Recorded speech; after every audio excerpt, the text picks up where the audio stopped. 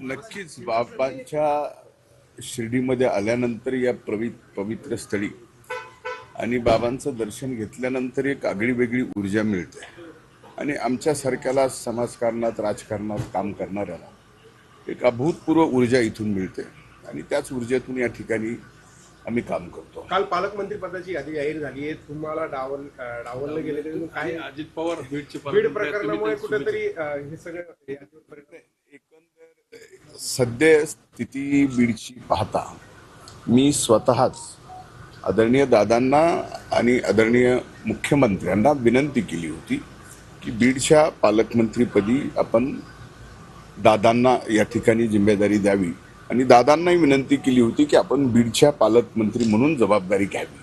म्हणजे एकूणच पुणे जिल्ह्याचा तसा विकास झालाय तसा बीडचाही या ठिकाणी दादांकडे जबाबदारी असल्यामुळे उपमुख्यमंत्री असल्यामुळे अधिकचा होईल ही एक भावना आणि सध्याची जी परिस्थिती आहे त्या परिस्थितीमध्ये आपण ही जबाबदारी घेतली नाही पाहिजे, ती दादांकडे दिली पाहिजे. स्थानिक नेते जे आहेत महाविकास आघाडीचे फेरबदल झाला पाहिजे असं प्रफुल्ल पटेल देखील म्हणाले, छगन भुजबळ देखील म्हणाले.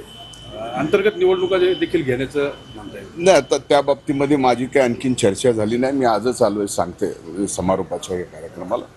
त्या बाबतीत सर्वांशी चर्चा करूनच मला बोलता येईल. स्थानिक नेते जे आहेत बीड जिल्ह्यातील महायुती असतील किंवा महाविकास आघाडी यांनी कुठेतरी मागणी लावून धरली होती की मुंडेंना पालकमंत्री पद एक घ्या. त्यांची मागणी काय असावी त्याच्यापेक्षा माझी स्वतःची भावना ही पक्षाच्या प्रती आपण काय व्यक्त केली पाहिजे आणि सध्या परिस्थितीत आपण स्वतः काय निर्णय घेतला पाहिजे हे या ठिकाणी मी स्वतः म्हणून विनंती केली आमच्या पक्षाला आणि पक्ष नेतृत्वाला की या जिल्ह्याच्या पालकमंत्र्याची जबाबदारी आपण घ्यावी. तुमच्यावर ज्या पद्धतीने तुमच्यावरती आरोप होत आहे एक लक्षात घ्या, विषय जे आरोप आहेत ज्या आरोपाच्या बाबतीत ते एक तरी आरोप त्यांनी खरा करून दाखवावा.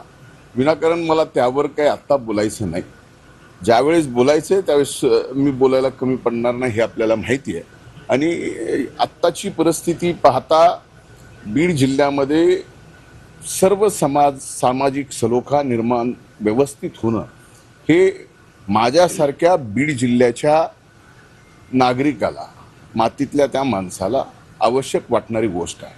आणि माझी एवढीच विनंती आहे सर्वांनाच की ठीक आहे, मला बदनाम करायचं आहे करा, आणखीन कुणाला बदनाम करायचं आहे करा, पण कृपा करून माझ्या बीड जिल्ह्याला बीड जिल्ह्याच्या मातीला द्वादश पंचम स्थान असलेलं 12 ज्योतिर्लिंगापैकी 5वं स्थान हे वैद्यनाथाचं आहे. त्या वैद्यनाथ नगरीला बदनाम करू नका हीच माझी या निमित्तानं विनंती आहे. तुमचे आणि वाल्मिकी आर्थिक संबंध असल्याचा देखील आरोप विरोधकांचे हे सगळं खोटं आहे.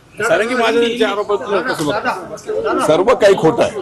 दादा हिंदी एक सवाल है.